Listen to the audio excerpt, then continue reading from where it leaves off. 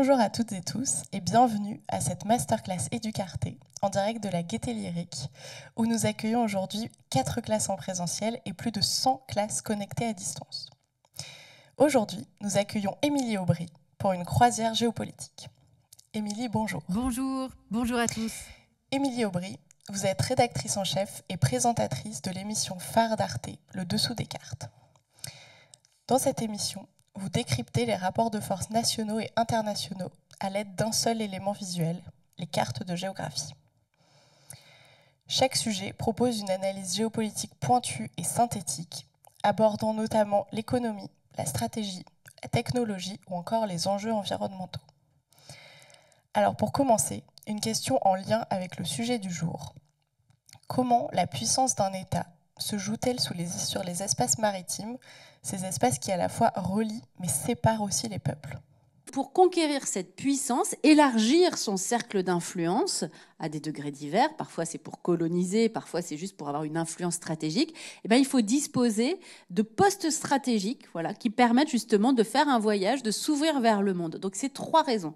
Les ressources, le commerce et les postes stratégiques. Alors, il y a quand même une petite nouveauté au XXIe siècle qui fait que plus que jamais, ces espaces maritimes sont des enjeux de puissance. C'est le critère technologique, c'est la ressource technologique. Pourquoi ?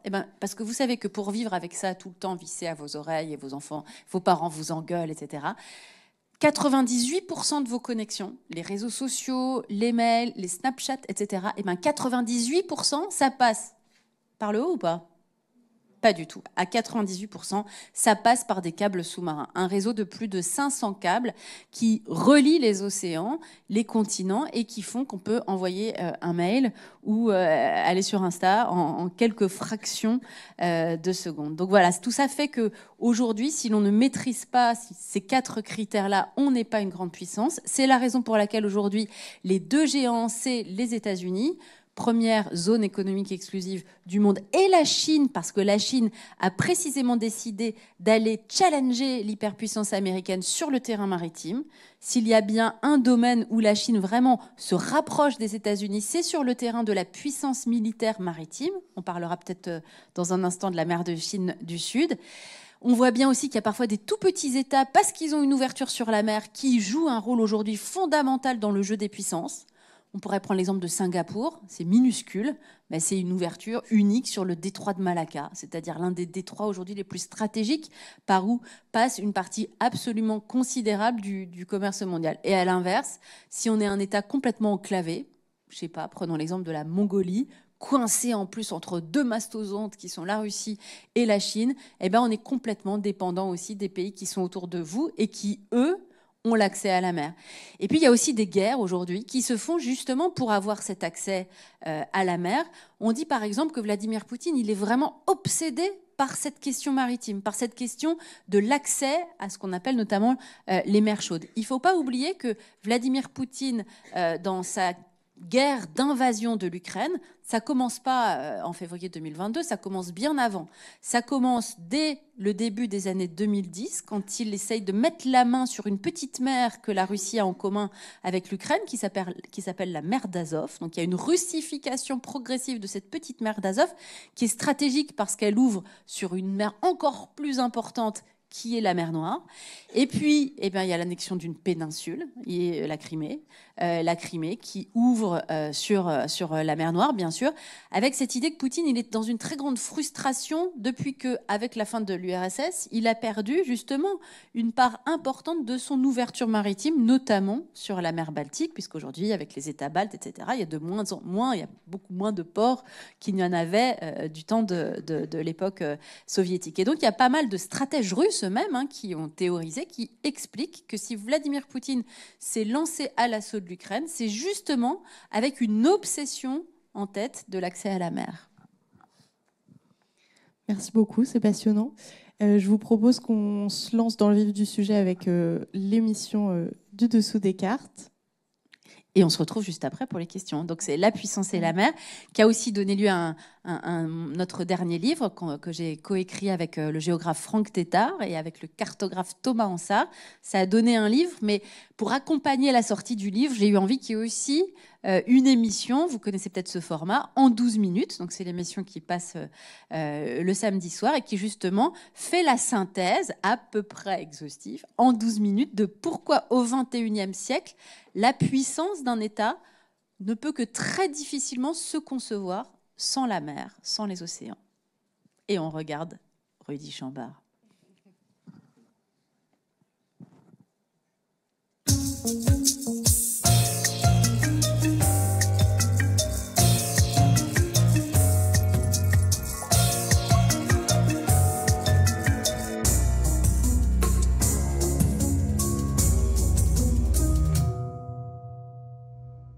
Ravi de vous retrouver pour ce nouveau numéro du Dessous des cartes. Aujourd'hui, on démarre cette émission avec une photo de la propagande chinoise.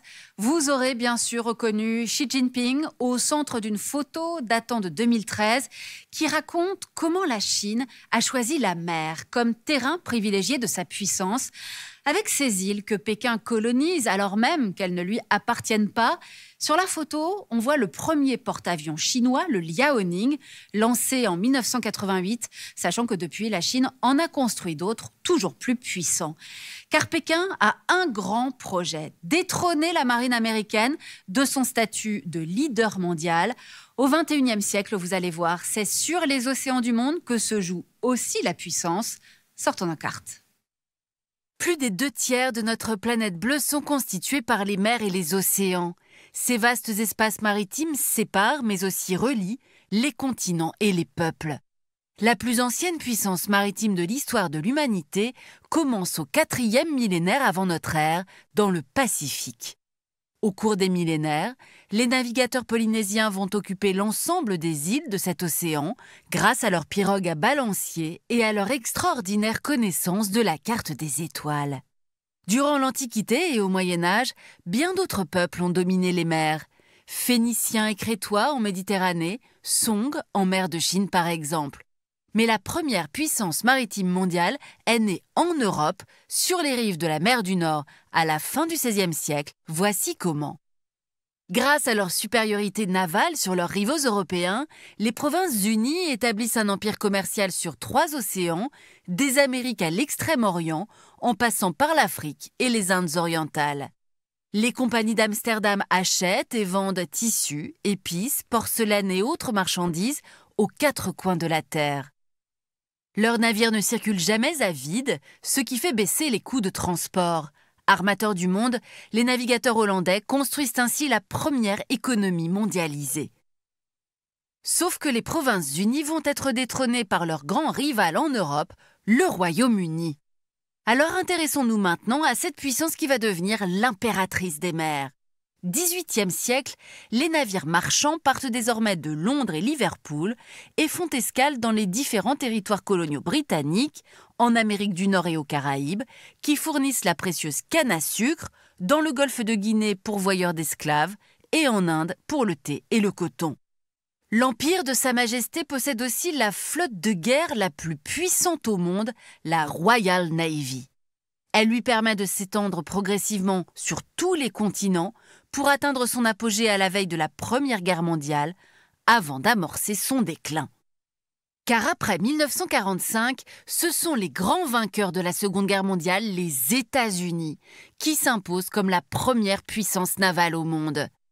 La marine américaine installe ses flottes et un réseau de bases navales dans ses territoires et chez ses alliés. Les États-Unis projettent ainsi leur puissance sur tous les océans et ils défendent leurs intérêts stratégiques et économiques en garantissant la liberté de circulation maritime partout sur la planète. La marine soviétique, au 2e rang mondial, leur fait face jusqu'à la fin de la guerre froide. Après la chute de l'URSS en 1991, les flottes des 2 blocs désertent progressivement les mers et les budgets fondent. Mais l'apaisement géopolitique sera de courte durée, car à partir des années 2010, nouvelle bataille navale. La montée en puissance de la Chine, notamment dans la nouvelle région stratégique de l'Asie-Pacifique, entraîne un réarmement global des flottes mondiales. Par ailleurs, les conflits récents ont souvent un terrain maritime. Ainsi, l'invasion russe de l'Ukraine se joue aussi en mer Noire et la guerre Hamas-Israël a des conséquences en mer Rouge avec les attaques des Houthis contre le commerce. Résultat, les flottes militaires doivent sécuriser les océans devenus des autoroutes de marchandises. Avec la mondialisation, le commerce maritime représente en effet 90% des échanges en volume. Alors voyons dans ce contexte quel est l'état des forces navales dans le monde et sur quels éléments se fonde aujourd'hui la puissance maritime. Le nombre de navires pour commencer. 2 grandes puissances dominent les océans, les États-Unis toujours, et la Chine, qui a mis les bouchées doubles pour rattraper son retard. Avec un budget multiplié par 8 en 20 ans, la marine chinoise a désormais dépassé la marine américaine en nombre de navires. Elle possède 229 bâtiments principaux contre 192 pour la flotte américaine, sans compter sa nombreuse armée de garde-côtes. Ses objectifs sont à la fois économiques et militaires. Il s'agit pour la force navale chinoise de s'imposer comme puissance régionale en mer de Chine méridionale, où elle colonise agressivement des îles et atolls situés dans le périmètre de la ligne dite à 10 traits, au détriment de ses voisins. La Chine vient aussi défier la suprématie américaine dans le Pacifique, en particulier autour de Taïwan. Pékin qui veut protéger, via des détroits stratégiques, son projet de nouvelle route de la soie maritime et entend affirmer sa domination sur ses voisins de l'Indo-Pacifique, Inde, Japon, Corée du Sud notamment. De son côté, la marine américaine garde une supériorité en tonnage, c'est-à-dire en puissance de ses vaisseaux, devant la Russie et la Chine.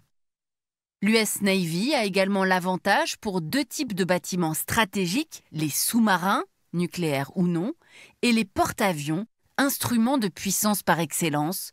La quasi-totalité de la surface terrestre est en effet à portée de ces bases aériennes mobiles. Enfin, les États-Unis possèdent des points d'ancrage partout sur le globe, sur leurs 2 façades maritimes, dans les bases navales qu'ils contrôlent, à Guantanamo et sur l'île de Guam, mais aussi grâce à leurs multiples alliances. Face à ces 2 géants, d'autres États défendent leur rang pour continuer à compter dans la bataille navale mondiale. Parmi les plus importants, on trouve la Russie, qui a modernisé le vieil arsenal hérité de l'Union soviétique et cherche à s'imposer en mer Noire, dans la Baltique et en Arctique. L'Inde également mène une politique maritime très active et la marine indienne tente de rattraper son retard sur la Chine, sur cet océan qui porte son nom. Quant à la France, elle possède la force navale la plus puissante de l'Union européenne et elle déploie des bases très loin de la métropole, dans le Pacifique en particulier, grâce à son héritage colonial et à ses alliances militaires. On l'aura compris, la puissance militaire, c'est le premier pilier de la puissance maritime. Mais il y a aussi les activités économiques liées à la mer, les ports, le transport de marchandises, la construction des navires et aussi l'énergie et les ressources. Alors pour bien comprendre, voyons tout d'abord quels sont les droits économiques des États sur ces espaces maritimes. C'est à Montego Bay, en Jamaïque, qu'est signée en 1982 la Convention des Nations Unies sur le droit de la mer. Elle définit le cadre international du partage des eaux, au-delà des eaux territoriales qui relèvent de la souveraineté des États, des zones économiques exclusives, ZEE, que vous voyez sur la carte, s'étendent sur 200 000 marins ou 370 km autour des côtes. Les États-Unis possèdent la première ZEE du monde et la France la deuxième, ce qui leur confère des avantages importants. En effet, ces pays ont le droit d'exploiter les richesses marines et les fonds marins de ces zones et d'y développer des activités économiques, pêche et aquaculture, production de gaz et pétrole offshore. Autre secteur économique clé, on l'a dit, le transport de marchandises. L'Union européenne est encore un acteur essentiel dans ce domaine. 1/4 des navires de commerce bat pavillon d'un pays de l'UE. Et on trouve 3 Européens dans le top 4 des plus grands armateurs mondiaux de porte-containers. Le trafic portuaire, en revanche, s'est lui déplacé vers l'Asie. Les plus grands ports du monde sont aujourd'hui en Chine et à Singapour, loin devant Rotterdam ou Los Angeles. De même, les chantiers navals ont quitté l'Europe pour la Corée du Sud, le Japon et la Chine encore. Les vraquiers, pétroliers, méthaniers et porte-containers qui sillonnent le globe sont aujourd'hui le plus souvent construits en Asie. Autre enjeu majeur de souveraineté et de puissance, les câbles sous-marins de télécommunications. 486 câbles assurent les liaisons téléphoniques et Internet qui permettent aux États et aux entreprises de fonctionner dans nos économies numérisées. Contrôler ces réseaux stratégiques, c'est contrôler l'information qui y circule. Dans ce secteur, les États-Unis conservent pour l'instant leur position dominante, notamment en Europe, en Amérique latine et en Asie. Mais la Russie et surtout la Chine ont développé leur propre réseau et Pékin construit sa route de la soie numérique au fond des océans. Terminons avec l'éolien en mer qui permet de produire de l'énergie verte. Dans ce domaine d'avenir, la Chine a pris de l'avance sur ses concurrents ces 2 dernières années en triplant le nombre d'éoliennes offshore. Arrivent ensuite le Royaume-Uni, leader du marché européen, puis l'Allemagne, les Pays-Bas et la Belgique. Et 9 pays d'Europe se sont engagés à développer ensemble leur capacité éolienne en mer du Nord d'ici 2030. Transport maritime, câbles sous-marins, porte-avions, on l'aura compris, voilà qui est essentiel pour être une grande puissance du XXIe siècle. Ultime enjeu maritime, la pêche, car la planète n'en finit plus d'avoir une fringale de poissons. Parmi les plus gros pays pêcheurs, la Chine, toujours elle, présente aux 4 coins de la planète et qui pratique une pêche souvent illégale sur un plan territorial et environnemental. C'est un spécialiste des empires maritimes et c'est avec lui que nous avons préparé cette émission, le chercheur Cyril Coutançais, dont voici l'un des ouvrages. Et nous vous recommandons également cette Géopolitique des mers par Maxence Brichoux, publiée aux Presses universitaires de France. Ainsi s'achève ce nouveau numéro du Dessous des cartes. Rendez-vous bien sûr la semaine prochaine, même endroit, même heure. Et d'ici là, n'oubliez pas, arte.tv et nos réseaux sociaux. À bientôt.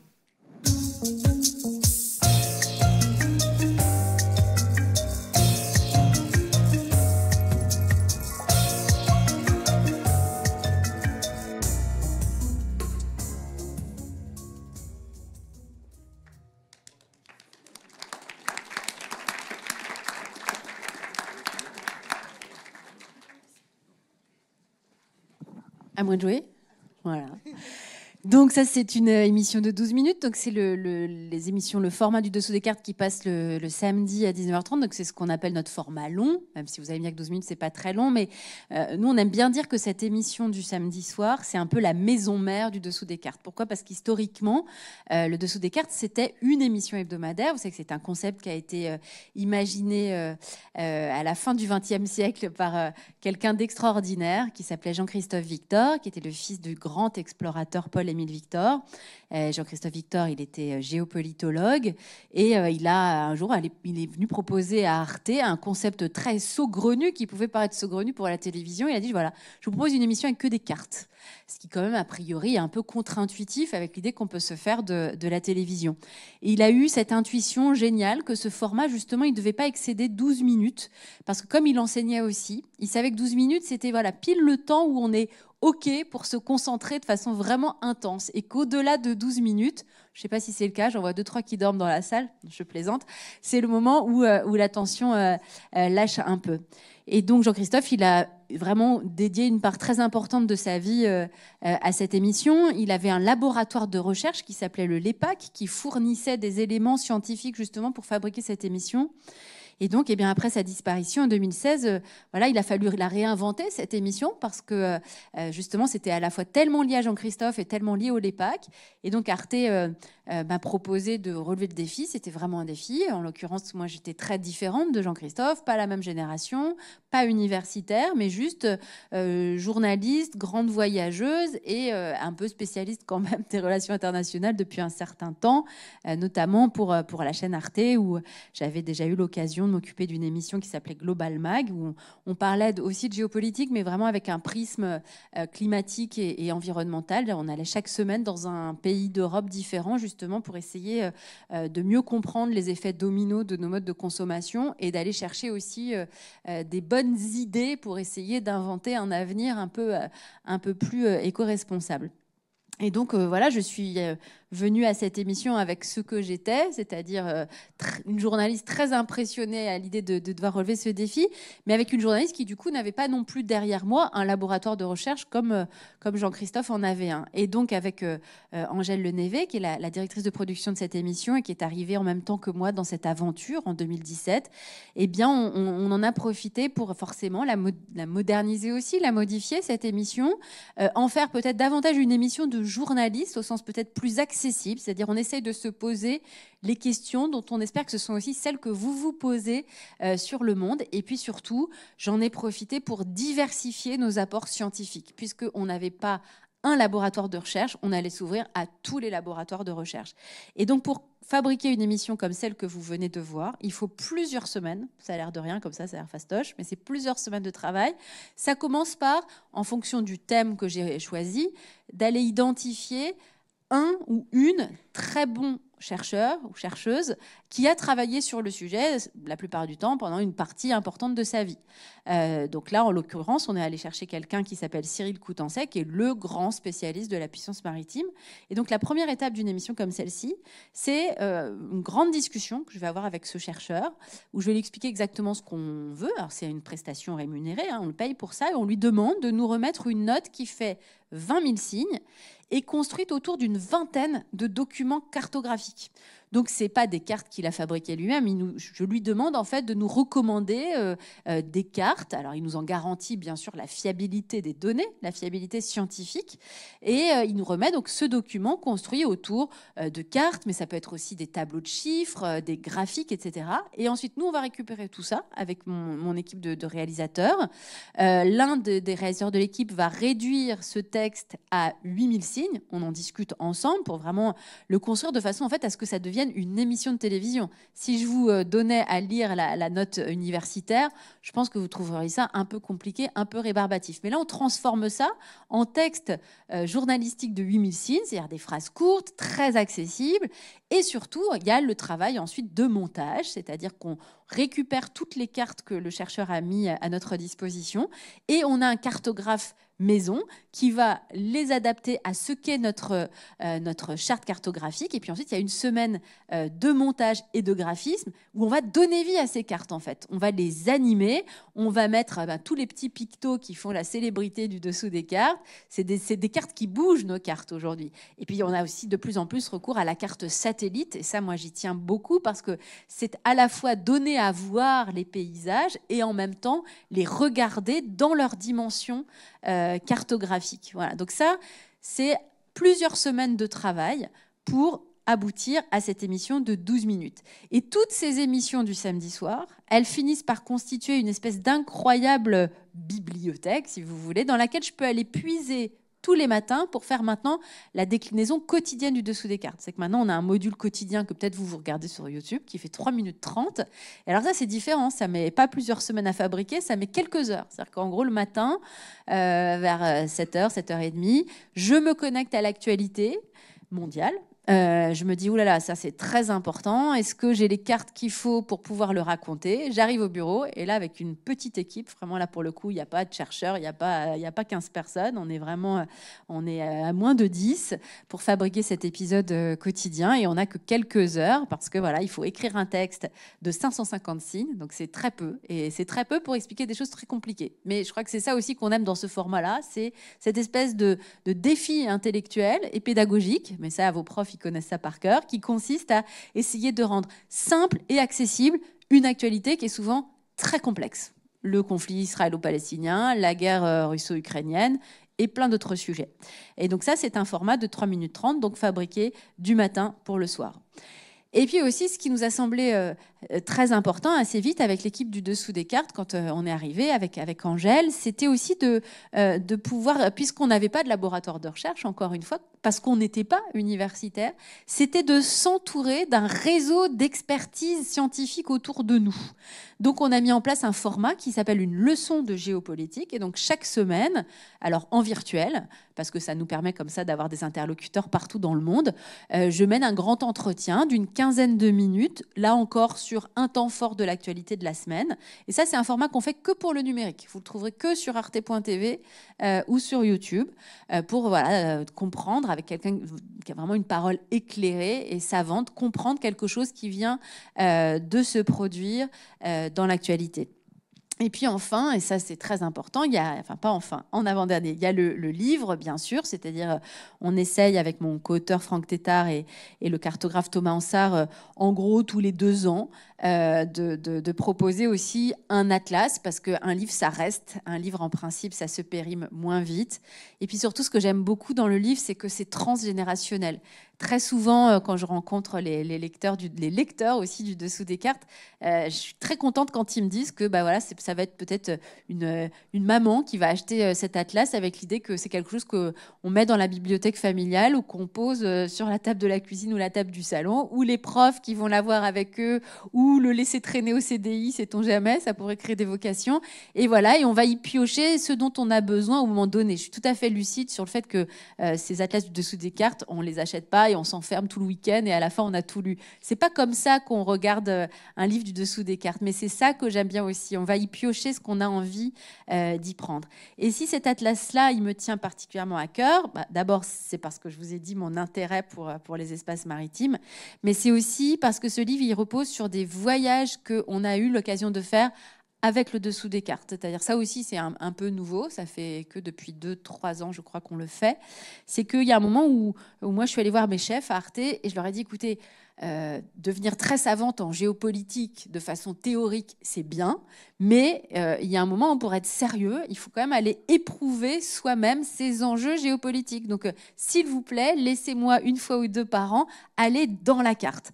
Et donc, ça a donné lieu à des voyages dont je dois constater qu'ils sont exclusivement dans des espaces maritimes, donc c'est que ça me trottait dans la tête depuis un petit moment, et ces voyages, ils nourrissent en fait ce livre-là, et pour moi, du coup, ça lui donne une connotation peut-être plus personnelle, parce que c'est à la fois les travaux de tous ceux qui font avec moi le Dessous des cartes, c'est-à-dire les chercheurs, c'est-à-dire les réalisateurs, les journalistes, etc., mais c'est aussi ces expériences vécues sur le terrain. Donc c'est par exemple un voyage que j'ai pu faire au Sultanat d'Oman, donc dans cet endroit vraiment incroyable, parce que on est dans le détroit d'Ormuz, on est juste en face de l'Iran. Donc, vous savez, on dit que c'est l'autoroute du pétrole. C'est-à-dire que si un jour l'Iran décidait de bloquer le détroit d'Ormuz, et ben d'un coup, c'est vraiment tout ce transport commercial du pétrole qui s'en trouverait impacté avec des effets dominos multiples. On a eu aussi cette chance, 1 an après le déclenchement de l'invasion russe de l'Ukraine, de pouvoir aller naviguer quelques jours en mer Baltique à bord d'une frégate militaire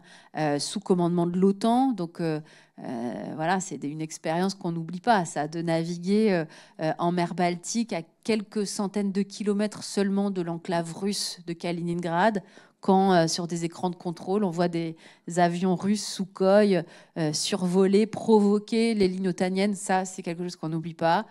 Comme je n'oublierai jamais le voyage qu'on a pu faire à Taïwan, pas l'été dernier, mais celui d'avant. On était en pleine campagne présidentielle à Taïwan. Il y avait un enjeu, c'est de savoir si c'était plutôt un parti pro-Chine ou un parti pro-autonomie. On ne prononce pas le mot d'indépendance à Taïwan qui allait gagner. Bon, c'est plutôt la voie de l'autonomie qui l'a emporté. Mais être à Taïwan, c'est fascinant parce que c'est être sur une petite île rebelle et démocratique qui vit à quelques kilomètres seulement, quand on est par exemple sur les îles Kinmen, des côtes chinoises. Donc c'est une petite île rebelle et démocratique qui a en face d'elle un mastodonte dont on peut dire que c'est la plus grande autocratie du monde. Et ça aussi, c'est quelque chose qu'on n'oublie pas, qui fait vraiment mesurer aussi le prix, la valeur et la saveur de la démocratie. On l'oublie, nous, parce qu'on a vécu, on est né dedans. C'est comme l'air qu'on respire. Mais dans un pays comme Taïwan, eh ben, ils vivent avec la menace au-dessus de leur tête quasiment quotidienne que cette liberté qu'ils ont de voter, de s'exprimer, d'aimer, de disposer de leur corps, de dire s'ils sont d'accord ou pas d'accord, cette liberté-là, elle peut s'en aller peut-être du jour au lendemain. Et puis, dernier voyage qu'on a fait, beaucoup plus récemment, c'est d'aller naviguer dans le détroit de Gibraltar. Je voulais absolument aller dans cet endroit de la carte où l'Afrique et l'Europe ne sont distantes que de 14 km. C'est rien du tout. Donc, on était en mer avec des gardes-côtes espagnols qui ont ce travail à la fois admirable et terrible d'aller repêcher en mer les migrants qui tentent la traversée pour partir d'Afrique et aller vers l'Europe, qui nous racontaient comment ils savaient qu'ils avaient quelques minutes seulement quand on les appelle de nuit. Ils entendent les cris de détresse et dans la nuit, c'est très compliqué de retrouver ces personnes. Parfois, c'est des enfants tout petits, c'est des femmes, c'est des hommes et ils savent que plus le temps passe, plus ils vont certainement repêcher des corps morts. Ça, c'est des témoignages aussi qu'on n'oublie pas. Il faut se confronter à cette réalité-là. Les livres et les notes universitaires ne suffisent pas. Et puis, aller dans le détroit de Gibraltar, on nous présente toujours l'Afrique et l'Europe comme deux mondes que tout oppose. Quand on est là, on sent la proximité historique, bien sûr. C'est des liens à la fois passionnés et terribles qui unissent ces deux continents. C'est bien sûr tout le passé de la colonisation et ça concerne particulièrement la France.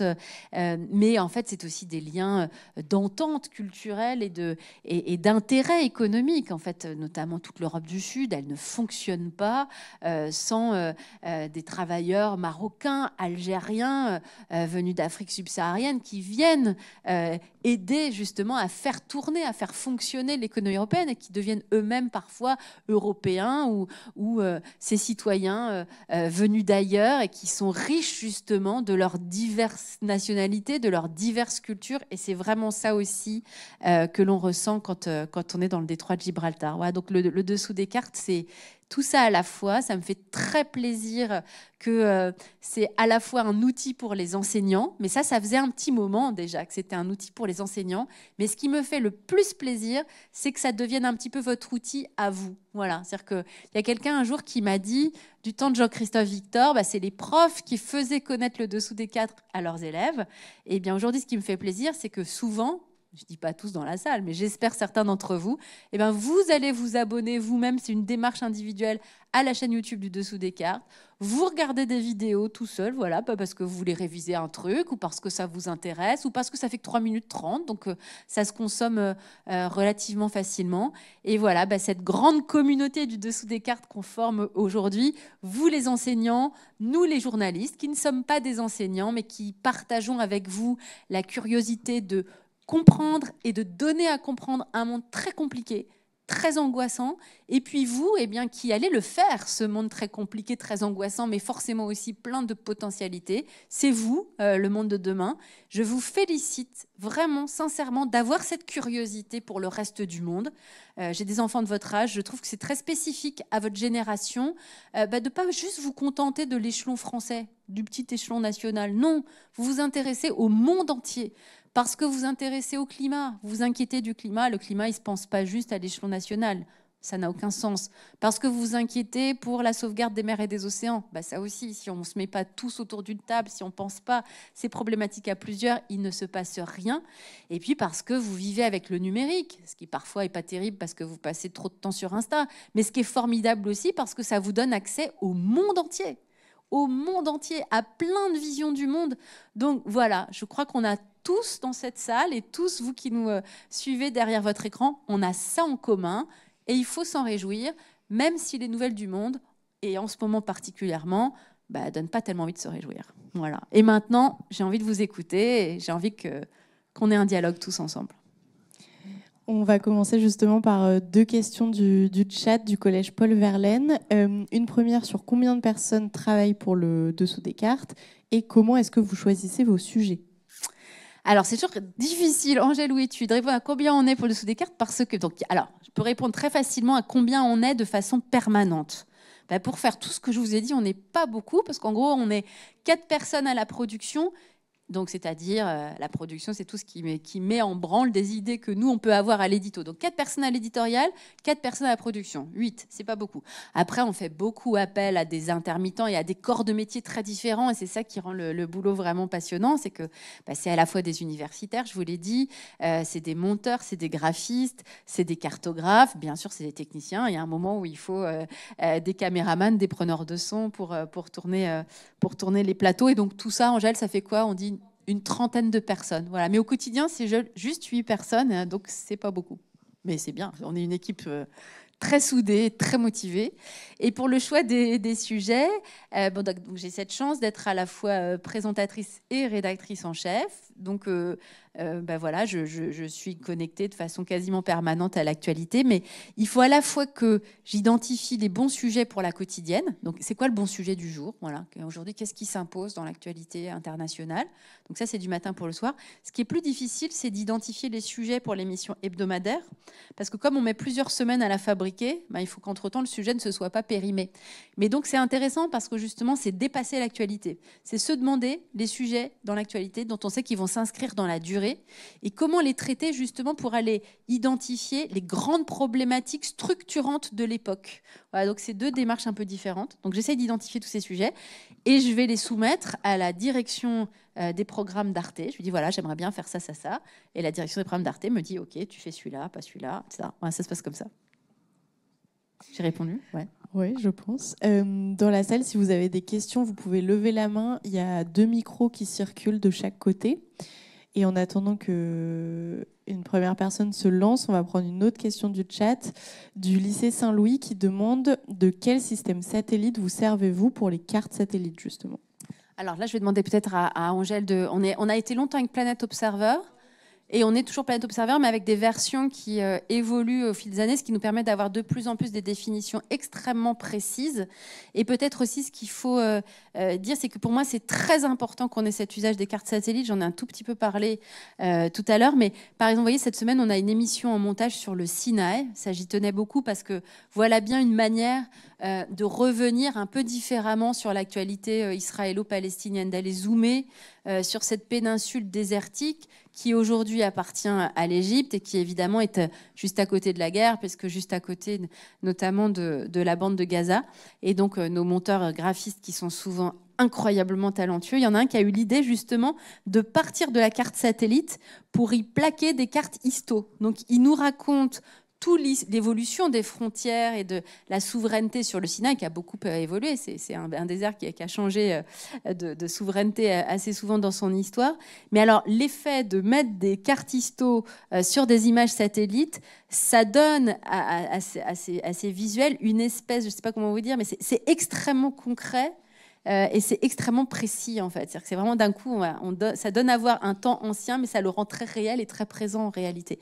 Donc on teste des trucs aussi comme ça, et ça c'est tout à fait passionnant. Et vraiment cette démocratisation ou cette généralisation de l'image sat, je pense qu'elle apporte beaucoup au-dessous des cartes. Et au-delà, on voit bien comment ces images satellites, elles s'invitent maintenant partout dans le traitement de l'information.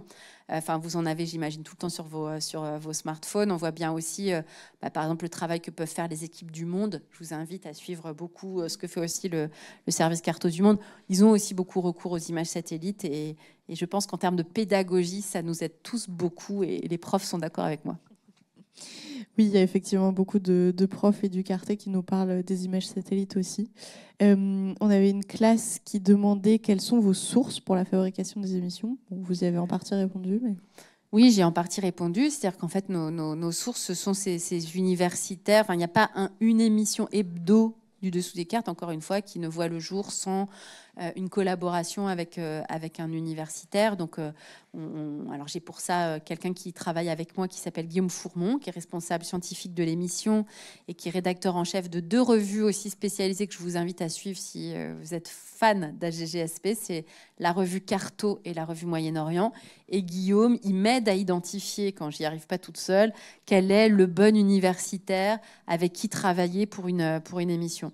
Et puis c'est vrai que le temps passant, ça fait maintenant 7 ans qu'on travaille au-dessous des cartes. Bah voilà, j'en connais un certain nombre aujourd'hui des universitaires. Et c'est formidable parce qu'on travaille vraiment dans une relation de confiance. Puis moi, je sais comment ils travaillent et eux savent comment je travaille. Et c'est vraiment un pas de deux, justement, qui est de meilleur en meilleur avec les années, cette émission du Dessous des cartes. C'est des données du monde universitaire réingurgitées par des journalistes pour que, justement, ces données scientifiques, elles deviennent accessibles au plus grand nombre. Est-ce qu'il y a des questions dans la salle? Ah ben oui, allez les filles. C'est toujours les filles qui posent les premières questions, généralement. Allez les filles. Raté. Bravo. Ah, c'est une prof. Un garçon, bravo le garçon.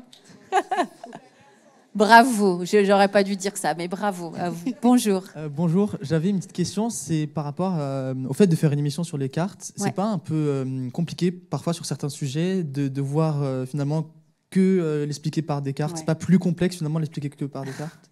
Alors ça, c'est une excellente question. Excellente première question. Mais si, bien sûr, c'est très compliqué et ça fait qu'il y a des sujets que je ne peux pas retenir. Je vais vous raconter une expérience personnelle. C'est-à-dire que, vous savez, quand il y a eu toute l'actualité en Iran du mouvement Femmes, Vie, Liberté, c'était un phénomène majeur de l'actualité mondiale. J'avais très envie qu'on le traite dans notre format quotidien. Mais ça ne se prêtait pas tellement à la cartographie. Alors si, j'ai pu le faire un tout petit peu parce que j'ai raconté Mahsa Amini, une jeune fille kurde, où étaient les Kurdes d'Iran, etc. Ou de quelles grandes villes sont partis le mouvement Femmes, Vie, Liberté. C'est parti de Téhéran, mais ça a gagné d'autres grandes villes, notamment Ispahan. Donc je pouvais le raconter par les cartes. Mais en fait, au bout d'un moment, les sujets de société, les sujets sociétaux, les sujets de sociologie, c'est beaucoup plus compliqué de les expliquer par les cartes. Mais des fois, on aime bien relever des petits défis quand même au-dessous des cartes. Par exemple, j'avais envie quand même de comprendre ce que c'était qu'être une femme selon le pays dans lequel on est. Donc dans ces cas-là, c'est vrai que la carte est un petit peu plus un prétexte, parce qu'il n'y a pas d'enjeu de frontières, il n'y a pas d'enjeu de territoire. C'est plus, on va allumer des pays, mettre des pictos dessus pour raconter le droit à l'IVG, pour raconter l'accès à l'école, l'accès au collège, l'accès à l'université, etc.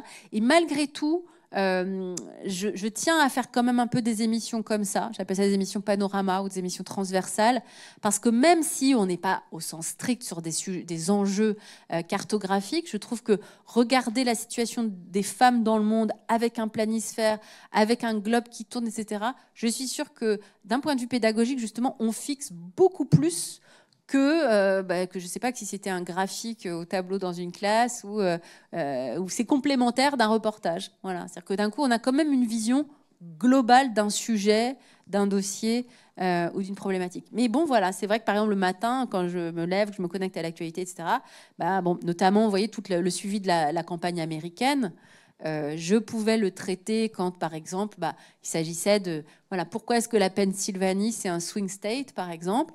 Ça se raconte par la géographie et par la cartographie. C'était vraiment intéressant parce qu'on pouvait raconter comment on était là typiquement dans un État américain qui a une forte composante rurale qui contraste avec des gros centres urbains, comme par exemple Philadelphie, mais qu'on avait de plus en plus de zones hybrides qui sont à la fois des zones de banlieue mi-rurales, mi-urbaines, et que c'est cette explosion des zones hybrides qui expliquait justement aussi toute l'augmentation du vote Trump, justement, parce que ce vote des classes moyennes américaines... Donc pour la Pennsylvanie, oui, je pouvais le raconter par les cartes, mais tous les débordements de Trump, par exemple, je ne pouvais pas tellement les cartographier. Voilà, donc c'est une excellente première question. Merci de l'avoir posée. Bonjour. Bonjour. Je voulais vous poser une question par rapport à la conférence de Montego Bay que vous avez évoquée dans le dessous des cartes. Pensez-vous qu'elle est encore d'actualité au vu du contexte actuel avec, par exemple, la non-ratification de cette conférence par certains pays ou encore par le contournement du droit de la mer par la Chine qui, justement, crée des îlots artificiels pour essayer de s'approprier des rochers et donc agrandir sa ZEE. Très bonne question, là encore. Alors, la Convention de Montego Bay, c'est une convention qui est signée en 1982 en Jamaïque, comme son nom l'indique. En fait, alors vous, ça vous paraît il y a très longtemps, 1982, mais c'est quand même très très récent, c'est un tout petit peu plus de 40 ans. Ce qui est fou, c'est de penser qu'avant cette convention de Montego Bay, il n'y a pas réellement de territorialisation de la mer. La mer est un espace de libre circulation. Et à partir de 1982, c'est le début de la territorialisation de la mer, c'est-à-dire qu'on affecte à un État une ZEE, donc une zone économique exclusive de 200 000 à partir des côtes. Et donc sur cet espace-là, on considère que les États, ils ont la souveraineté pour notamment l'accès aux ressources halieutiques.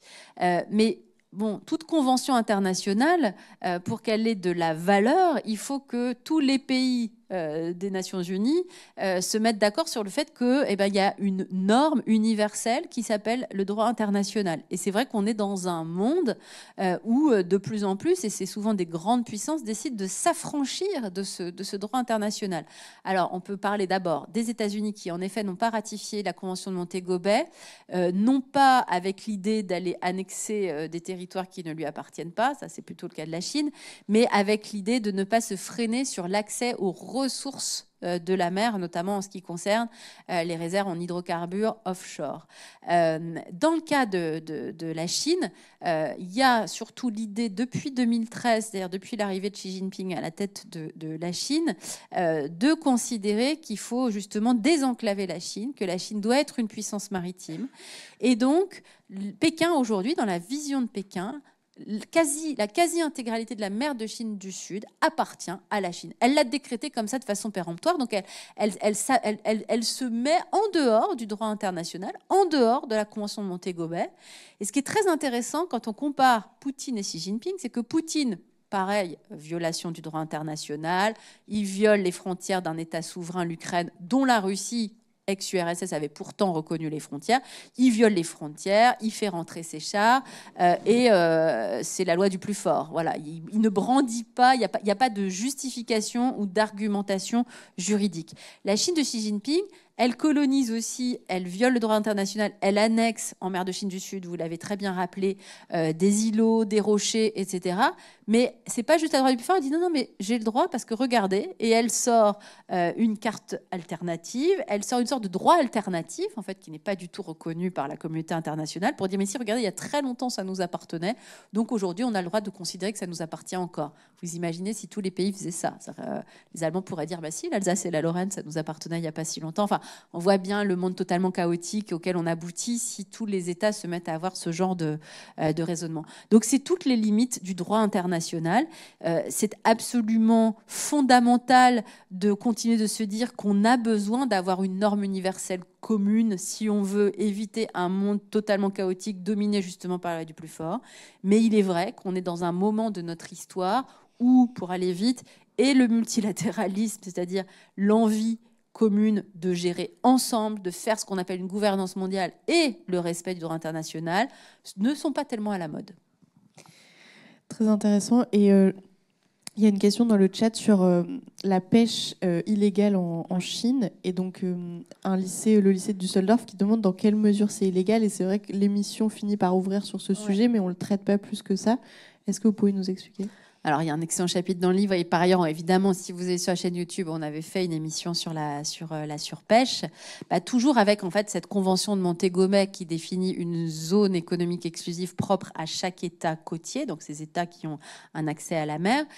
Donc, c'est vraiment fait notamment ces ZEE pour décider là où un pays a le droit de pêcher, de profiter seul de ses ressources halieutiques, et là où commence l'océan mondial, et où là, c'est le principe de la libre circulation qui prévaut et qui domine. Alors c'est vrai que la Chine, d'abord, on l'a dit tout à l'heure rapidement, mais c'est l'un des principaux pays consommateurs de poissons. Et la Chine, elle pêche quasiment dans le monde entier de façon plus ou moins légale, avec des équipements en chalutier et en bâtiments qui sont énormes et qui sont extrêmement modernes, qui font des dégâts environnementaux considérables. Et là où on plonge, si je puis dire, sans mauvais jeu de mots, dans l'illégalité, c'est que soit la Chine passe des deals avec des pays souvent d'Afrique et souvent pauvres pour obtenir l'accès à leurs ressources halieutiques. Alors souvent, c'est des deals plus ou moins égalitaires. Soit elle s'en affranchit carrément.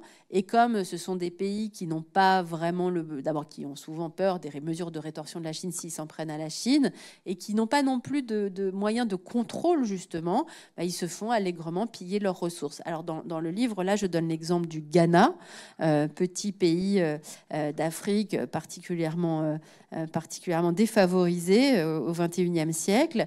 Les Ghanéens, ils vivent particulièrement de la pêche, d'abord parce que la pêche est l'un des secteurs économiques, un des rares secteurs économiques au Ghana, et puis parce que juste pour leurs besoins personnels, il y a cette habitude des Ghanéens qui est d'aller pêcher leur repas quotidien. Sauf que ces énormes chalutiers chinois se sont mis pas très loin des côtes ghanéennes. On donne l'exemple de Cape Coast, qui est l'un de ces petits ports ghanéens, donc un endroit où les pêcheurs chinois ne sont pas censés du tout être. Ils vont piller ces petits poissons, en plus, non pas les gros poissons qui ensuite vont être congelés et peuvent être revendus sur le marché international, mais ces petits poissons que par ailleurs ils ne peuvent pas revendre à l'international, qui sont ceux qui nourrissent les Ghanéens. Ils les pêchent, ils les congèlent, et là, comble du cynisme, derrière, ils les revendent aux Ghanéens, qui avant les pêchaient gratuitement, évidemment, pour que ça finisse dans l'assiette de leurs femmes et de leurs enfants. Donc oui, la pêche, c'est vraiment aujourd'hui la pêche et la surpêche, une espèce de monde un peu Far West, quoi, une sorte de Far West des mers. Et c'est vrai que là, on finit là-dessus, mais on a une émission consacrée à ça que je vous invite à regarder si le sujet vous intéresse. C'est intéressant aussi de regarder cette espèce de fringale de poisson qu'on a au XXIe siècle. Je ne sais pas si vous aviez vu passer un documentaire super qui s'appelait Planète Sushi, qui racontait comment mais non, mais c'est un vrai sujet géopolitique en réalité, parce que ça raconte la mondialisation de nos goûts et de nos comportements alimentaires. Aujourd'hui, où que vous alliez dans le monde, en principe, quasiment, disons, vous trouvez quoi? Soit une pizzeria, soit un restaurant de sushi. Voilà, c'est ça aussi la mondialisation. Et donc pour combler cette fringale de sushi que nous avons tous, ben voilà, ça a un effet domino mécanique sur les réserves halieutiques des océans du monde. On va prendre une question de la salle avant de revenir au chat qui est très très actif. Merci beaucoup. Bonjour madame. Bonjour. Je vais vous demander dans un premier temps, quel parcours avez-vous fait pour rejoindre Arte et plus précisément le Dessous des cartes, et qu'est-ce qui vous a donné envie d'exercer le métier que vous faites aujourd'hui? Alors, je commence à être vieille, hein, ça va être long. Non, mais j'ai fait d'abord, rassurez-vous, ceux qui ne savent pas encore très bien ce qu'ils ont envie de faire. Moi, j'ai mis vraiment un peu de temps à savoir ce que j'avais envie de faire. J'étais plutôt littéraire sciences humaines, c'est-à-dire que j'étais très mauvaise en maths au lycée. Par exemple, s'il y a des nuls en maths et en physique, c'est pas grave, on peut s'en sortir quand même. Et donc, comme je savais pas trop, j'ai commencé par faire, mais j'étais quand même pas trop mauvaise élève, j'ai commencé par faire une hippocagne et une cagne. En fait, je crois que j'avais un peu envie de prolonger le lycée, j'avais pas envie tout de suite de choisir une matière. Donc, si c'est le cas parmi vous, les classes prépa, c'est quand même pas mal parce que c'est 2 ans de plus où on fait plein de matières différentes. Dans mon cas, c'était de la littérature, de la philosophie, de l'histoire. J'avais évidemment pris l'option géographie, des langues, du latin. Voilà. Et c'est vrai que les classes prépa, ça apprend à apprendre aussi beaucoup. Donc, c'est-à-dire qu'après toute la vie, d'abord, en principe, on a une culture générale correcte quand on en sort. Et surtout, on sait vraiment travailler. Et on sait travailler vite et bien. On a une rigueur, on sait construire un plan. Quand on est confronté à un problème, on sait bien l'organiser, ce problème-là. Et puis après, j'ai fait une fac de littérature. Donc là, rien à voir. Mais je me suis dit que j'étais quand même pas juste une pure littéraire. Et donc là, j'ai passé le concours de Sciences Po Paris. Que j'ai eu, et donc j'ai adoré mes années à Sciences Po parce que justement là c'était la découverte des relations internationales. J'ai adoré. À l'époque on disait pas géopolitique, on disait relations internationales, ou on disait diplomatie, ou on disait affaires internationales. J'ai eu des très grands professeurs et ça je pense que ça a été un moment très important dans mon parcours scolaire ou étudiant. Et voilà, et après j'avais un peu envie d'être journaliste, mais j'étais pas sûre. J'avais peut-être un petit peu envie de passer les concours de peut-être du Quai d'Orsay ou de l'ENA ou de voilà. Donc j'ai passé 2 ans, j'ai travaillé à l'Assemblée pour la commission de la défense. Donc là, c'était encore très géopolitique. Là, j'ai assisté à des missions d'enquête absolument passionnantes, notamment sur le Rwanda. On n'était pas très longtemps après le génocide rwandais, et c'était aussi au moment de la guerre du Kosovo. Donc ça a été aussi déjà une possibilité de voyager, notamment au Kosovo, encore un voyage qui m'a marqué durablement. Et puis là, quand même, je me suis dit non, mais j'ai envie d'être journaliste, voilà. Et j'ai été journaliste à la chaîne parlementaire, je ne sais pas si vous connaissez, LCP, pendant longtemps, pendant 15 ans, je crois. Et donc là, j'étais une journaliste politique, j'ai fait beaucoup de terrain. Moi, je pense que s'il y en a qui veulent être journalistes, faut pas du tout rêver d'antenne tout de suite. Voilà. Il n'y a pas de bon journaliste d'antenne si on n'a pas fait d'abord du reportage. Moi, j'ai eu cette chance pendant plus de 10 ans à LCP de pouvoir faire à la fois du reportage et à la fois de l'antenne. Et le reportage, quand on est journaliste politique, notamment les suivis de campagne, c'est très intéressant parce qu'on est sur les marchés. C'est pas juste la politique qu'on voit à la télévision dans l'hémicycle. Voilà, c'est vraiment la politique locale, la politique sur le terrain. Et ça, c'est passionnant. Mais assez vite, la politique française pure, ça m'a rendu un peu claustrophobe. Voilà, j'avais un peu envie d'ouvrir la fenêtre. Et c'est là que Arte est rentré dans ma vie, si je puis dire. Moi, je suis rentrée dans la vie d'Arte et que j'ai eu cette possibilité de faire cette émission qui s'appelait Global Mag, qui m'a amenée à voyager beaucoup. Mais à l'époque, je ne travaillais pas à Arte, je travaillais pour une agence de presse qui s'appelle CAPA, qui est une agence justement de grands reportages. Donc là aussi, ça a été vraiment très, très formateur de côtoyer les reporters que j'ai pu côtoyer à CAPA.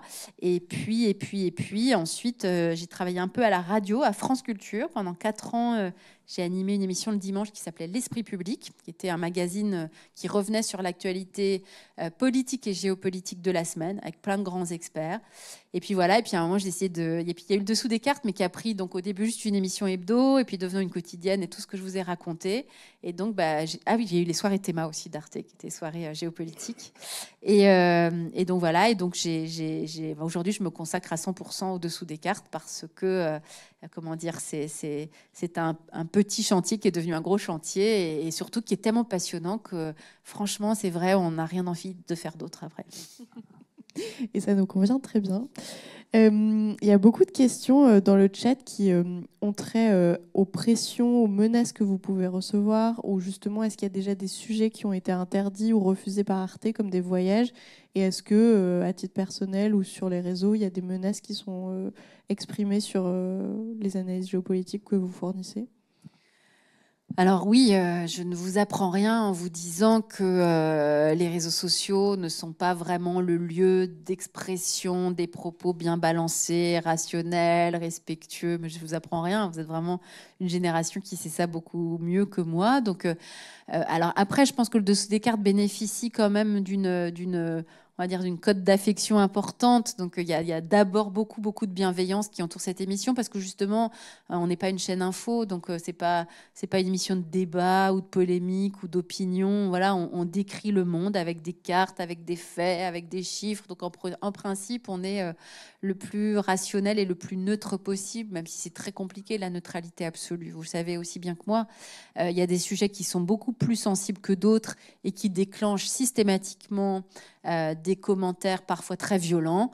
Évidemment, quand on parle de Vladimir Poutine, évidemment, quand on parle du conflit israélo-palestinien, qui est sans doute l'actualité la plus difficile que nous avons à traiter, particulièrement depuis le 7 octobre, depuis le drame humanitaire que vivent les Gazaouis. C'est très compliqué de traiter cette actualité-là, justement, froidement, j'allais dire, c'est-à-dire par les chiffres, par les cartes, par les faits, etc., parce qu'on est tous tellement bouleversés par cette actualité-là que voilà, il faut garder cette espèce de calme descriptif.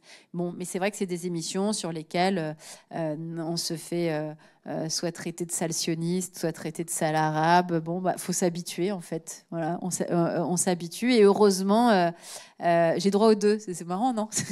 Il faut s'habituer, et heureusement, il y a les rencontres avec vous, comme ce matin, ou les gens dans la rue, qui sont toujours extraordinairement sympathiques et bienveillants. Voilà. Donc il y a le monde réel, et puis il y a le monde des réseaux sociaux, et il faut savoir mettre justement une frontière. Est-ce qu'il y a une question dans la salle? Oui, en haut. Bonjour madame. J'aurais une question sur quelque chose qui est vraiment d'actualité. Et ce serait, pensez-vous qu'il est réellement possible pour Donald Trump de créer une paix entre la Russie et l'Ukraine en se basant seulement sur une partie du territoire qu'il pourrait donner à la Russie? Vous savez, je me pose exactement la même question que vous. Parce que j'ai beau être rédactrice en chef du Dessous des cartes, je ne suis pas voyante extra-lucide, je ne sais pas, mais je me pose exactement la même question que vous. Bon, je pense que dans tout ce que dit Trump, il y a évidemment à prendre et à laisser, même si ce Trump numéro 2, ce Trump deuxième mandat, beaucoup pensent qu'il est beaucoup mieux préparé, qu'il a un entourage, donc il va beaucoup faire ce qu'il dit. Après, lorsqu'il nous annonce de façon triomphante qui peut régler cette histoire en moins de 24 heures, on a quand même du mal à le croire, juste parce que justement on regarde des cartes. Voilà. On regarde des cartes et on écoute les déclarations des uns et des autres. On sait que Volodymyr Zelensky, donc le dirigeant ukrainien, continue de dire qu'il est hors de question pour lui de céder sur ce que sont les frontières de l'Ukraine. Donc ça veut dire la Crimée et les territoires que la Russie occupe en partie aujourd'hui, et particulièrement le Donbass, donc l'Est, le sud de l'Ukraine. Alors on sait qu'il y a dans l'entourage de Donald Trump, notamment son vice-président, Mr. Vance, qui dit que, en gros, on va créer une zone démilitarisée qui, en gros, va correspondre à la ligne de front actuelle, donc sud-est. C'est-à-dire, en gros, là où la Russie occupe déjà du terrain, qu'on va la démilitariser, qu'on va donner aux Ukrainiens la garantie qu'ils ne seront pas davantage envahis, et on va donner aux Russes la garantie que l'Ukraine ne rentrera pas dans l'OTAN pendant, je crois, une durée de 20 années. Mais ce deal-là risque de n'aller à aucune des deux parties. C'est-à-dire que Vladimir Poutine n'aura pas envie d'une zone démilitarisée. Il aura envie de continuer d'occuper, de dire que les territoires qu'il occupe aujourd'hui, ça y est, de facto appartiennent à la Russie. Et Volodymyr Zelensky, on ne voit pas très bien pourquoi il renoncerait à ce territoire à 100% qui est le sien au regard du droit international. C'est-à-dire que si on cède de nouveau à Vladimir Poutine, comme on a quand même beaucoup cédé sur la Crimée, c'est quoi le coup d'après? Est-ce que c'est la Roumanie? Est-ce que c'est la Pologne? Enfin, on peut imaginer comme ça d'autres envies de Vladimir Poutine de reconquérir ce qu'était l'espace de l'ancien empire soviétique. Donc voilà, personne ne sait répondre à cette question. En revanche, ce que l'on sait, c'est ce qu'a dit Donald Trump sur l'investissement, l'engagement américain aux côtés des Européens. On sait qu'il a dit, et qu'il le fera, qu'il va obliger les États membres de l'OTAN à avoir un budget défense qui correspond à au moins 2% du PIB. Ça a l'air peu, mais c'est beaucoup en réalité. Et il y a encore 7 pays aujourd'hui membres de l'OTAN qui sont en dessous de ces 2%. Alors vous avez entendu peut-être sa phrase où il dit « s'ils n'arrivent pas à 2%, je ne les protégerai pas, voire, avait-il dit, j'encouragerai les pays qui ont envie de les agresser ». Vous voyez le niveau de responsabilité d'un dirigeant qui dit ça. Ce qui est certain, ça sans être Madame Irma ou Madame Soleil, c'est que les Européens vont avoir une obligation pour la première fois de leur histoire, en tout cas depuis 1945, d'assumer beaucoup plus seuls leur pensée stratégique et leur politique de défense. Et le problème, c'est que c'est une prise de conscience un peu tardive, voilà, face à la Russie de Poutine, qui, elle, pense à sa stratégie depuis bien longtemps. Donc, en tout cas, la seule certitude qu'on a, c'est que Trump oblige les Européens à être dans un moment de lucidité, de vulnérabilité aussi, qui les oblige à repenser complètement leur politique de sécurité et de défense. On a une question en direct de Marc Ambarol qui nous demande, avec la montée des eaux et la probable disparition d'États insulaires, faut-il repenser justement le droit maritime ? Oui, alors ça, c'est vrai que ça va modifier la façon dont on calcule les ZEE, avec toute cette histoire qui est très technique. Je ne rentrerai pas dans le détail, mais sur comment les plateaux continentaux, etc., où est-ce qu'ils commencent et qu'est-ce qui se passe justement quand il se met à y avoir des inondations, des submersions. Il faudra certainement revoir et recalculer un certain nombre de normes justement du droit international de la mer. Et ce qui est aussi très intéressant, surtout très vertigineux, quand on regarde les projections du GIEC, pas dans 1000 ans, mais à l'horizon 2050, c'est de voir comment la montée des eaux et des océans va rebattre aussi les cartes de la puissance. Donc vous savez, la montée des eaux, elle est liée à deux phénomènes.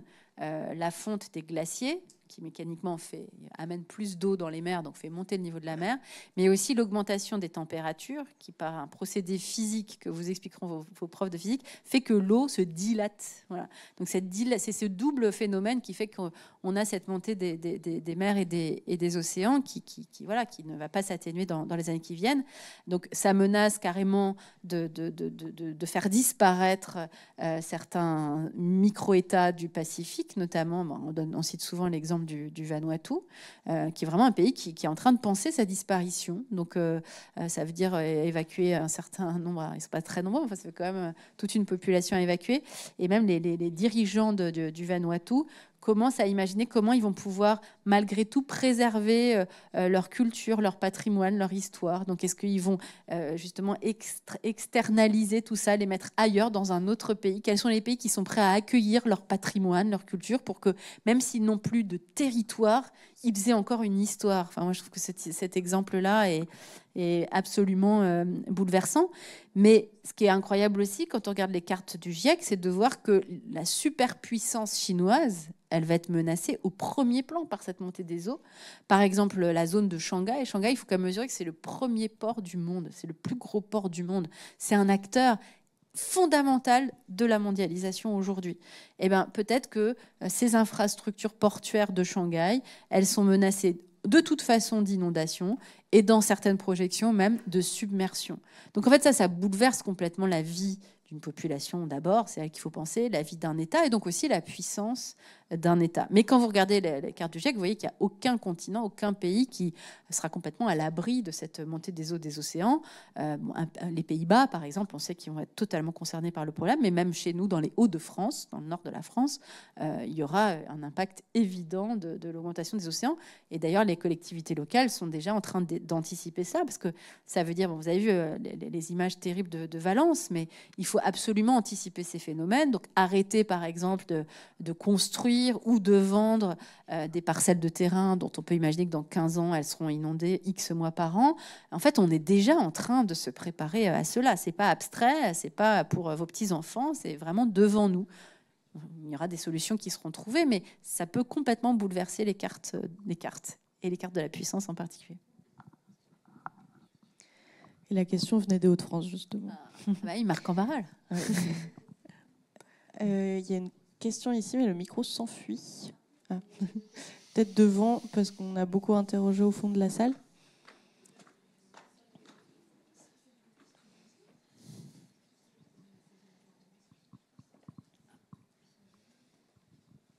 Bonjour. Bonjour. J'avais une question encore sur la puissance chinoise et notamment ses faiblesses, parce qu'on sait qu'il y a un ralentissement de l'économie chinoise, mais aussi, je pense, la force de projection chinoise est minime comparée à celle des États-Unis, qui sont vraiment présents partout militairement dans le monde. Et alors, je me demandais comment est-ce que vous pensez que la Chine va remédier à cette faiblesse, parce qu'on sait par exemple qu'elle veut reconquérir Taïwan, notamment pour avoir un accès sur la mer. Et donc, comment va-t-elle opérer pour améliorer cette force de projection?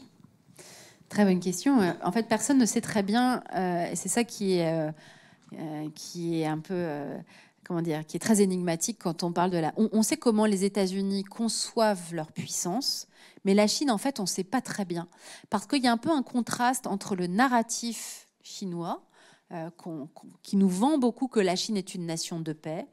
Xi Jinping, son ministre des Affaires étrangères, etc., disent mais regardez, dans l'histoire de la Chine ne provoque pas des conflits, ne prend pas parti. Regardez, dans la guerre entre la Russie et l'Ukraine, aux Nations Unies, la Chine reste toujours très prudemment neutre. En réalité, c'est quand même beaucoup plus complexe que cela. D'abord, si la Chine a participé et a mené des guerres, a participé à des conflits importants du XXe siècle. Je ne sais pas, on peut penser par exemple à la guerre de Corée ou la guerre du Vietnam. La Chine a été un acteur important.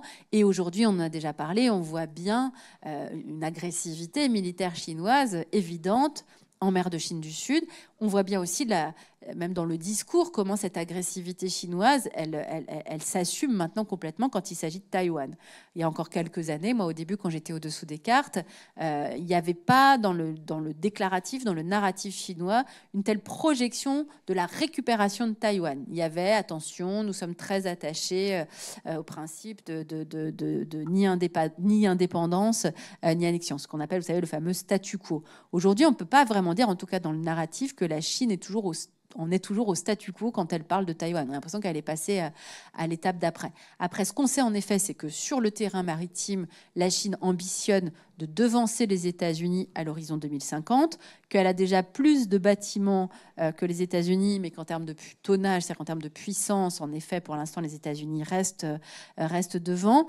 Aujourd'hui, en fait, ce qu'il faut concevoir, c'est que la Chine, elle a, je crois, une vision globale, une ambition globale de sa puissance, beaucoup en termes économiques et de soft power. Donc, vous savez, c'est tout l'enjeu des routes de la soie. Donc, ces partenariats que la Chine noue avec des pays dans absolument le monde entier, qui sont officiellement des partenariats économiques, mais qui sont aussi évidemment du soft power, parce que c'est un deal économique, mais c'est du coup la Chine aussi qui prend des parts dans des infrastructures de transport absolument stratégique. On donne souvent l'exemple du port du Pirée ou même du port de Gênes en Italie, même si l'Italie est en train de revenir sur cette influence chinoise. Influence culturelle aussi sur le numérique. Vous avez certainement entendu parler du rôle joué par TikTok. On pourrait aussi citer les instituts Confucius, qui sont des instituts culturels que la Chine implante un peu partout dans le monde pour apprendre le mandarin, pour parler de la culture chinoise, etc. Donc il y a une ambition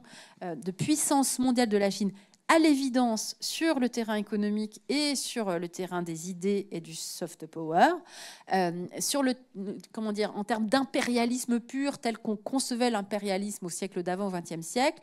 Je ne suis pas certaine que ça rentre dans la manière de penser chinoise.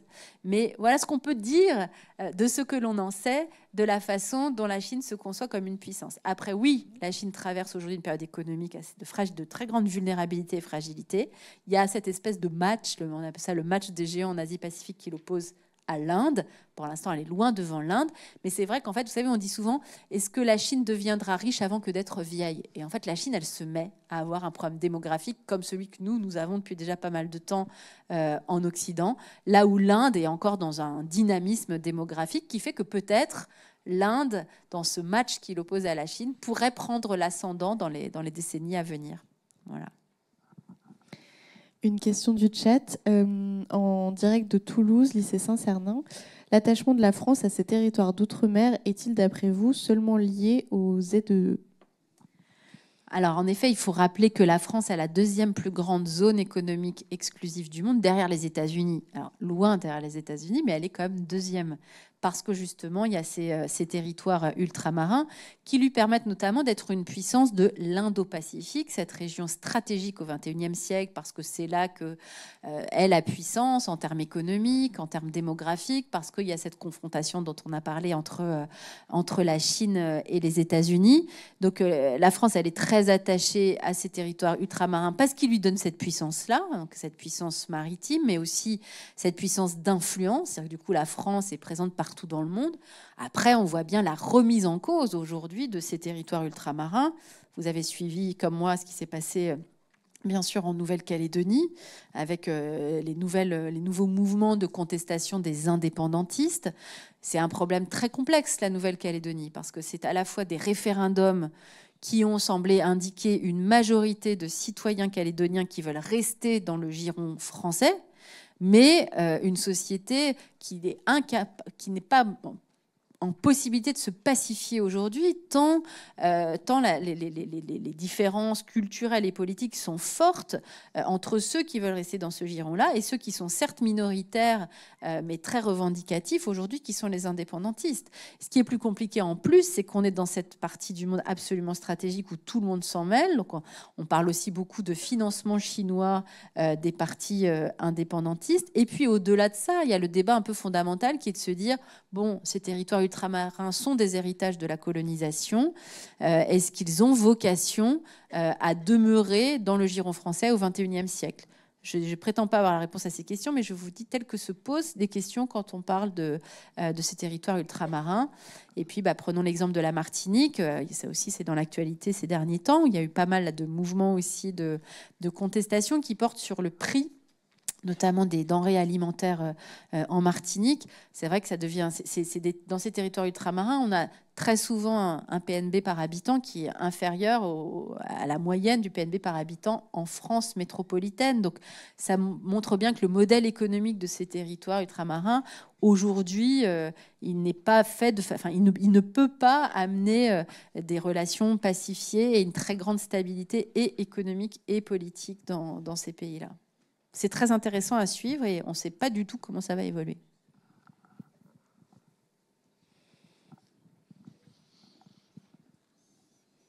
Pour les questions de la salle, n'hésitez pas à lever la main pendant qu'on répond aux questions pour que tout le monde ait le temps de poser sa question avant la fin. Bonjour. Bonjour. Selon vous, peut-on exercer une puissance durable sans avoir recours à la violence? Waouh, vous avez 4 heures. C'était notre DST de début d'année. Vous avez eu ça au bac blanc ou comment ça se passe? Ouais, c'est ça. Donc, vous avez eu combien? C'est 4 heures, c'est ça? Voilà, moi j'ai quoi? J'ai 3 minutes. Je vous invite à lire si le sujet vous intéresse, je vous invite à lire toute la littérature de la philosophie politique sur pouvoir et violence. Ce qu'il faut... Chut, diraient vos profs et vos parents, parce que je ne suis pas. Mais quand même, c'est moi qui parle. Ce qui est certain, c'est que quand on croit, comme j'essaie d'y croire encore, au droit international, il faudrait ne concevoir le recours à la violence que quand elle n'est légitime. Donc la violence légitime, c'est quoi en principe?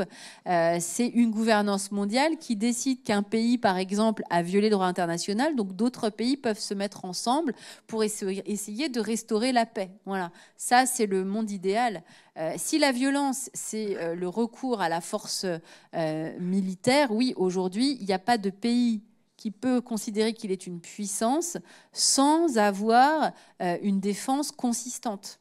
Prenons l'exemple de l'Allemagne, démilitarisée après 1945, ou du Japon, démilitarisé après 1945, qui ont décidé du coup de construire leur puissance en fondant l'intégralité de cette puissance sur la puissance économique. Donc c'est la doctrine Yoshida au Japon, où c'est tout le développement du modèle économique allemand basé sur l'industrie allemande, sur des fleurons industriels, sur l'exportation, notamment l'exportation de voitures allemandes.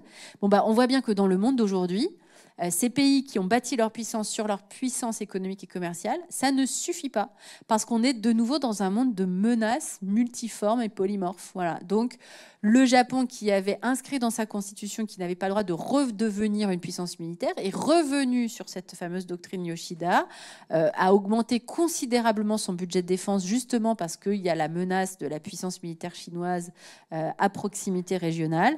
Et l'Allemagne, c'est pareil, mais c'est plus récent. C'est depuis l'invasion russe à grande échelle de l'Ukraine en février 2022 que les Allemands sont obligés d'opérer une espèce de révolution culturelle, vraiment, une révolution à 360 degrés.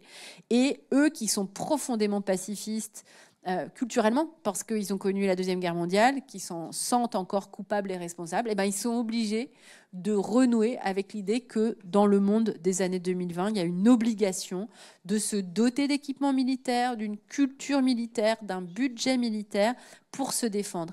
Et moi j'ai cette chance de travailler beaucoup avec des Allemands, puisque Arte est une chaîne franco-allemande, donc j'ai des collègues allemands au quotidien qui me racontent comment les Allemands ont vécu l'invasion russe de l'Ukraine en février 2022. C'est-à-dire que nous, ça nous semble un petit peu loin, mais à certains endroits géographiques de l'Allemagne, Kiev, c'est très très proche, et puis culturellement aussi. Donc voilà, les Allemands aujourd'hui sont en train d'opérer ce revirement, cette révolution mentale et culturelle.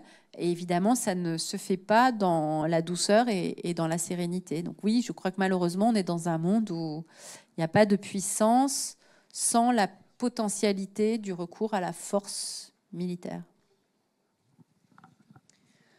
Dans le chat, quelqu'un qui demande « Avez-vous déjà annoncé ou présenté quelque chose qui s'est avéré faux et comment avez-vous réagi ?» Bonne question. Je regarde mes collègues là-haut qui n'écoutent pas, ils ne peuvent pas m'aider.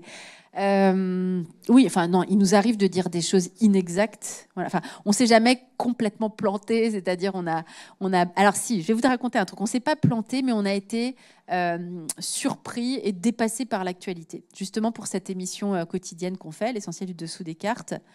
C'était il y a quelques semaines en plus, donc j'en parle assez facilement. Vous savez, c'était quand on se demandait s'il allait avoir une riposte de l'Iran à Israël. Et donc, en fait, il y avait eu des déclarations, notamment du ministre des Affaires étrangères iranien, qui disait non, mais en gros, on laisse faire nos proxys. Donc, vous savez, les proxys, c'est ces milices que l'Iran arme pour faire longtemps, en tout cas ça a été comme ça, pour faire la guerre à sa place. Donc c'est notamment le Hezbollah libanais. Ouais, c'était au moment du déclenchement des opérations israéliennes dans le sud Liban. Et donc, nous, on avait fait un épisode où nous, ça repose toujours sur des faits, ce qu'on raconte. Donc, c'est un épisode qu'on avait construit sur les déclarations du ministre des Affaires étrangères iranien, sur comment ça semblait indiquer que l'Iran n'agirait pas directement contre Israël, mais laisserait faire ses proxys. Donc, on fait l'épisode, on est content, nos cartes sont très jolies et tout ça. Et puis, en fin d'après-midi, donc à quelques heures de la diffusion, avalanche de missiles iraniens sur Israël, déclenchement du dôme de fer, etc. Donc là, toute notre démonstration, elle était complètement caduque, quoi. Alors, on n'était pas les seuls. Toute la journée, il y avait eu des analyses, des éditos, etc. pour commenter ces déclarations du ministre des Affaires étrangères. Donc c'est un épisode qu'on a jeté à la poubelle. Voilà, ça fait un peu mal au cœur parce que c'est le travail de toute une équipe, pas que du tout le mien. Mais voilà, c'est une journée où on a été dépassé par l'actualité et voilà. Donc et puis après, on fait très souvent plein de petites erreurs de cartes, de dates. Si vous voulez, comme on est une émission de data pure, voilà, il peut nous arriver de nous tromper. Vous savez, souvent en plus on assure des pays, etc. Puis on raconte l'évolution des frontières. Donc parfois on se trompe d'une année. Donc un territoire qui l'année d'avant appartenait à un autre territoire, et cette année-là pile, il ne lui appartenait plus.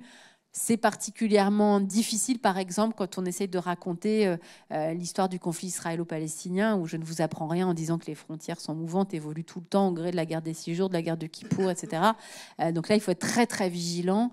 Il peut nous arriver, par exemple, d'oublier d'assurer le plateau du Golan. Ça nous arrive plus, mais il a pu nous arriver d'oublier d'assurer la péninsule de Crimée, justement. Assurer, en cartographie, ça veut dire que il y a la couleur principale qui est la couleur du pays qui, au regard du droit international, exerce la souveraineté sur le territoire. Et les rayures, c'est pour indiquer la couleur du pays qui administre ou occupe illégalement ce territoire. Voilà. Donc évidemment, c'est des occasions multiples de se tromper et errare humanum est, il nous arrive aussi de nous tromper de temps en temps. Mais on le reconnaît toujours et on a des téléspectateurs incroyablement attentifs qui nous le signalent. Et quand ils ont raison, on leur dit merci de votre vigilance, vous aviez raison. Il y a une proposition dans le chat d'un sujet d'épisode qui pourrait être une émission panorama, justement, comme vous disiez, sur la géopolitique du cinéma. Est-ce que ça a déjà été fait et est-ce que ça pourrait être envisagé ? Alors, c'est une super question. Alors ça fait partie des émissions plus difficile que d'autres parce que la cartographie n'est pas évident au sens où c'est pas des histoires de frontières et tout, mais c'est un peu l'exemple que je vous donnais tout à l'heure sur les droits des femmes, par exemple. Oui, moi j'avais proposé à la direction des programmes d'Arte une émission sur le soft power des séries télé. Alors évidemment, on pense tout de suite à la K-pop, par exemple, le soft power sud-coréen qui inonde le monde entier de groupes de pop super connus que vous devez connaître beaucoup mieux que moi d'ailleurs, de séries télé, mais aussi le cinéma, etc. Donc il y a vraiment un soft power de l'image aujourd'hui. Pour l'instant, j'ai pas eu la validation de ma direction de faire cette émission, mais moi je trouve aussi ces enjeux de soft power absolument passionnants. Mais donc j'avais un peu travaillé l'histoire des séries, pas l'histoire du cinéma, mais l'histoire des séries.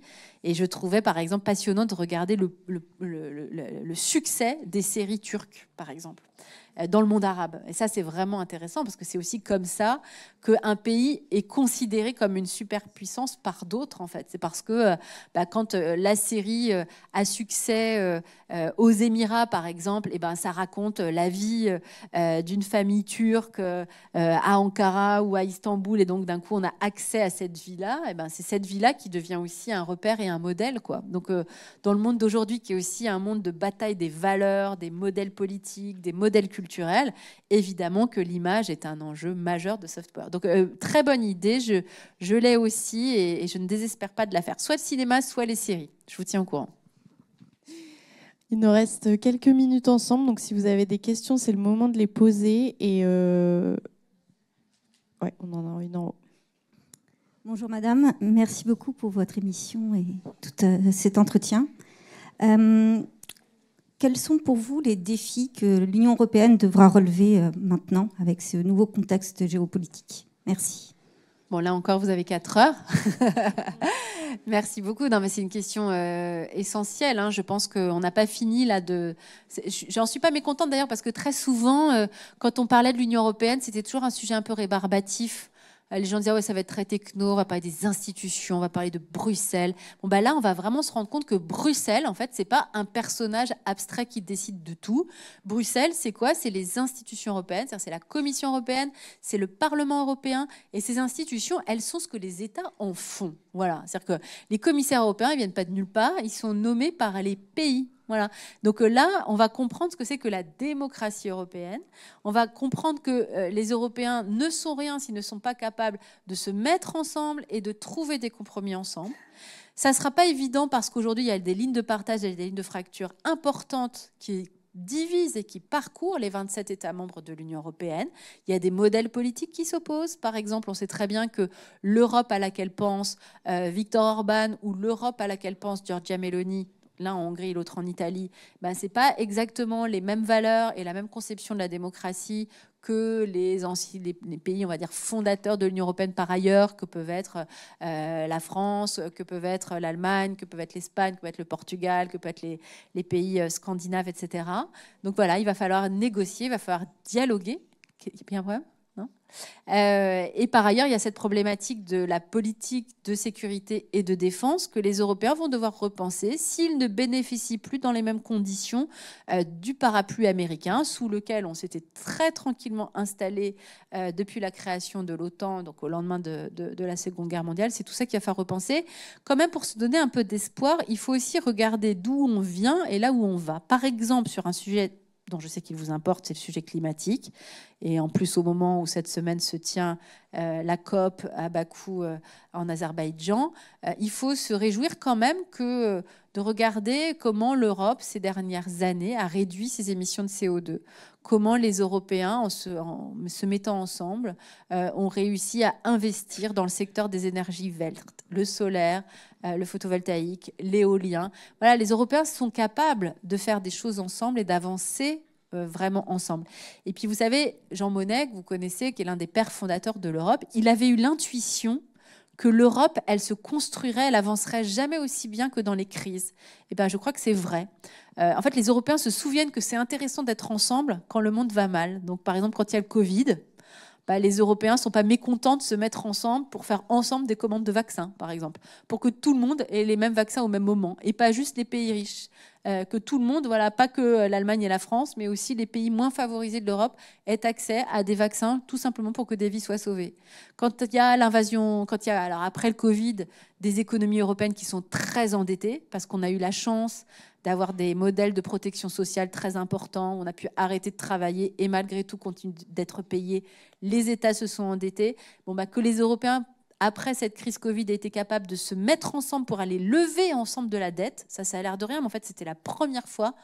Ça aussi, ça a rappelé aux Européens que de temps en temps, vis-à-vis des marchés financiers, c'est mieux d'être à 27 que d'être à 1, à 2 ou à 3. Et puis bien sûr, depuis l'invasion russe de l'Ukraine, et encore plus avec l'élection de Trump, les Européens sont en train de se dire que face à l'ambition peut-être sans limite de Vladimir Poutine de reconquérir le territoire de l'ancienne URSS, ce qui menace donc des pays membres de l'UE, confère les États baltes notamment, confère la Roumanie, confère la Pologne, etc., il vaut mieux être à 27 que tout seul. Donc voilà, il y a des occasions, il y a des raisons de s'inquiéter, mais il y a aussi des raisons de se réjouir, parce que l'idée européenne, moi je trouve, c'est l'une des rares convictions que j'assume, même si je dois être neutre, mais parce que je suis sur une chaîne qui affiche son identité européenne. Moi je crois que l'Europe est une chance, voilà, une chance dans un monde de brutes, dans un monde d'hyperpuissance, de ne pas être trop petit et de ne pas être condamné à la disparition. Voilà. Merci, une belle note d'espoir pour finir cette masterclass. Merci beaucoup. Merci à toutes les personnes qui sont venues en présentiel. Merci beaucoup aux personnes dans le chat. Vous pourrez retrouver cette masterclass en replay sur educarte.fr et sur notre chaîne YouTube.